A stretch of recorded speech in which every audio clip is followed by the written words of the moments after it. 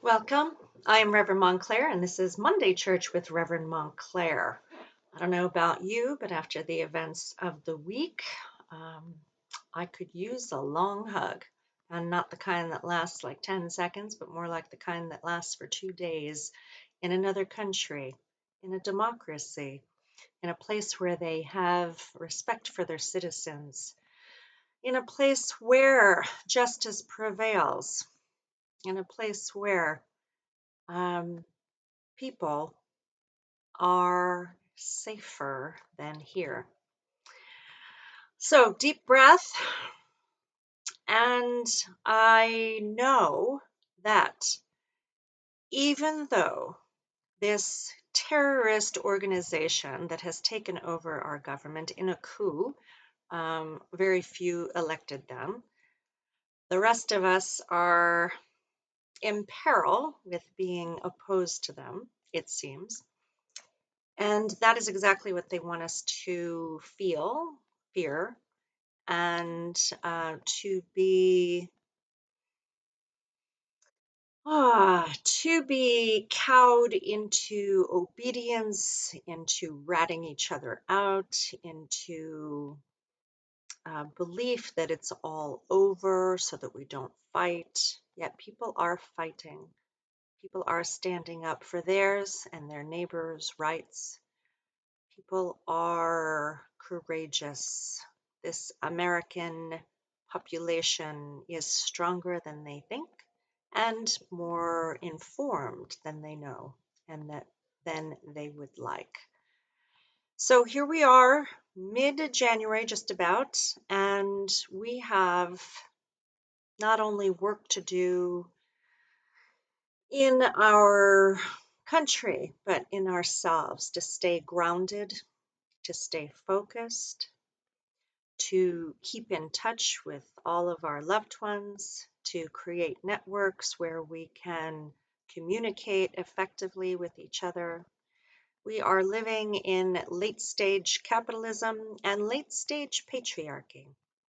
We have a world that was created by the patriarchal ideals set forth in ancient Rome, and they're the ones that changed the ideas about society, about God, about imperialism, and we're still suffering from all of that.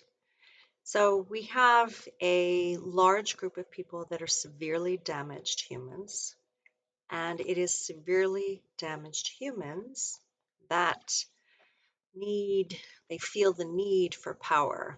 They do not feel compassion for others. Look at Elon Musk. He even makes that statement. Look at the person who shot the 37-year-old woman, Renee Good. He has no compassion.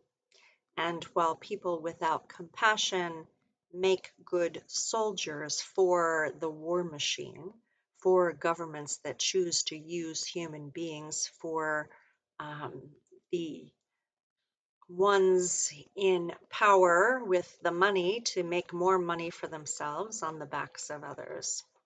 But it does not serve society, it does not serve civility, it does not serve humanity.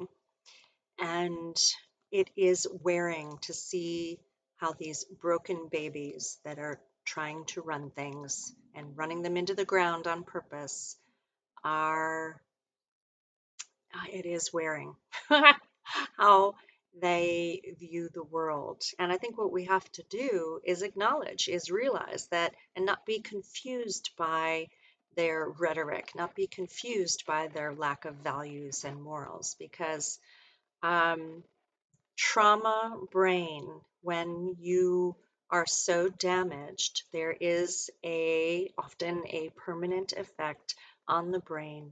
There have been people in science investigating this. They have done brain scans, and it shows that people that have sociopathic tendencies, of which this government does show, their brains are different. They have less reasoning capability. They have less areas of the brain lighting up that show that they have the ability to have compassion. They do not. And one brain researcher who did a TED talk on this, he even had his brain scanned, and because they needed another brain for comparison as well. But it turns out, lo and behold, he also had a brain that was similar to that of a sociopath. And those around him, when he told this rather humorous story, said, "Well, yeah, I get that. I see that in you." And it was something that he learned, that he has a lack of empathy. And while he was functioning in society, and maybe he wasn't a murderer per se, like so many seem to be in our employ of our government right now, um, but he also, his statement was to justify his brain, was that, well, maybe society needs people that have a brain like that because they make good soldiers. Well, indeed they do. But that's not what a society needs, is people without empathy, not people that just justify their heinous actions and cry, victim, poor baby, because they had a previous trauma. I'm sorry, but these people that have no empathy have no business being in government, no business being the billionaires and running things for the rest of us. But there it is, because those without empathy claw their way to the top, steal their way to the top, and do not give a damn about anybody else. And that is what we need to know as far as what we are dealing with. And for ourselves, if you don't have someone to give you a 2-day hug, as I don't, not even a dog, we need to breathe, step on the ground with our bare feet, take your both hands, wrap them one side to the other. When we crisscross our arms like this, it tends to ground the nervous system. When we cross the meridian of the body, so the more that we do this, and we can cross again, the more that the body can start to feel safe. Because if we allow ourselves to get in that fear mode, then we are not capable of making clear decisions. We are not capable of relaxing, not capable of accessing all of our intelligence. And those characteristics are exactly what we need right now. So remember to breathe and don't hold it in. Let it out.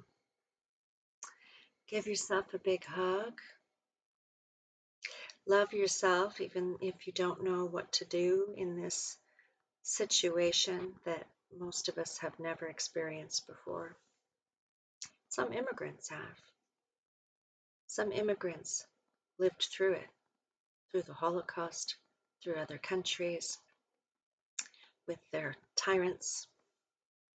But here, there are people that have lived under the tyranny of white is right, and there are people that have, for the centuries that have been in our experience as humans, have suffered not only from prejudice against people of different color, different culture, but of course, different sexes.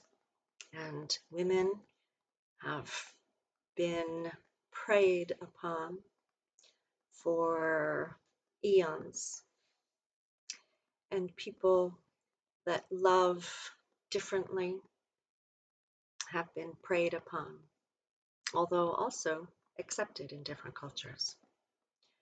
So we have a patriarchal culture that is running itself into the ground, and we have few examples of the matriarchal cultures, because those that put themselves in power to create the patriarchal God and society burned those goddess temples to the ground, murdered those that worshipped in them, and tried to erase the artifacts from them, um, relegating all the goddess figures to the basements of museums, and um, defining them as fertility symbols or fertility um, rites. It's just unbelievable. But here we are. We have to reclaim our power. I ask that you, in your deep breaths, reclaim your power from fear. Reclaim your power, consciously reclaim your power from tyranny. Reclaim your power from anywhere in your life you have ever given it away. Reclaim your power from anywhere and anyone and every time that it was taken from you. Breathe in, breathe out, ground yourself in your heart. Just because the cruel, damaged babies are in charge does not mean we need to become a cruel, damaged baby in return or in retaliation. Do not let this administration define you or your future. And while the intent is cruel, the intent is evil. The resulting actions that we take, let them be from your power, let them not be from arrogance, and let's not be condescending, because condescension towards a wounded baby makes them act abhorrently. So how can we be kind even in our resistance, even in our strength, and in our rebellion, and in our decision to define our own life and our own future? So let us be whole and respecting of others, but not of their intentional power over us. Blessings to you during this mad, mad time in our mad, mad world. Much love to you as you grow and learn and increase your confidence, your ability to speak, your ability to be solidly who and what you are from your heart, not from your head. And may you walk in beauty, with beauty before you, with beauty above you, with beauty below, with beauty all around you. May you walk. And may we acknowledge that this behavior is not new. I recall Kent State, the murder of a protester student on campus. I recall lynchings. I recall women murdered and missing of all cultures. So may we recognize that we have work to do. And the work that we have to do is that we need to support our families. We need to eradicate the fiction of a powerful man is one who is out of control with violence. That is not a powerful man.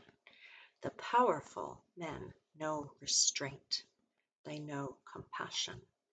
They know how to rule without violence. And the ruling is not from the top down, but from within to without. It is a sharing of power. It is not a dominion over all. It is a dominion over self. That is true power.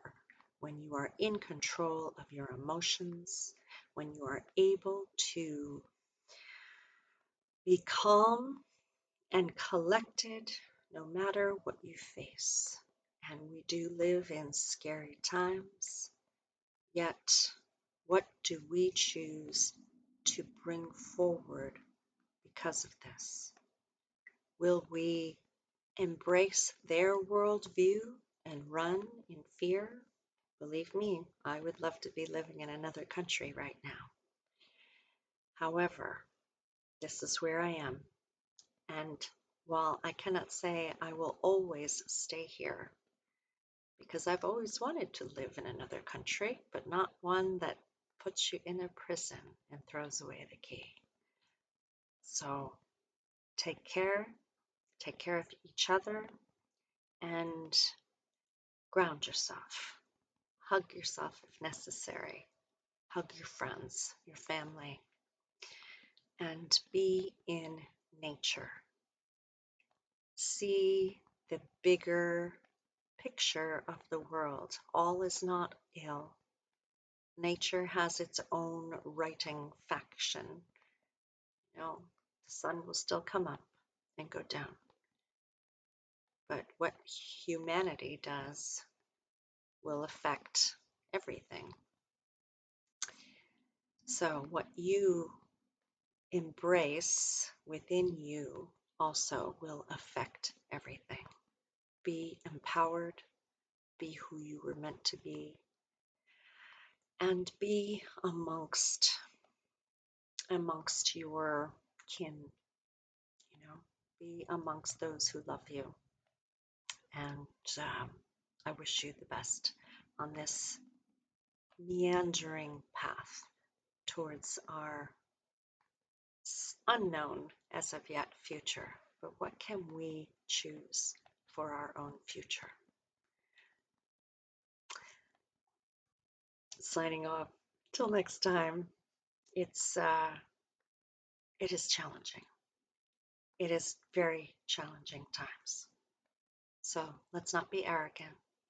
Let's be solid and strong and in solidarity with each other. Till next time.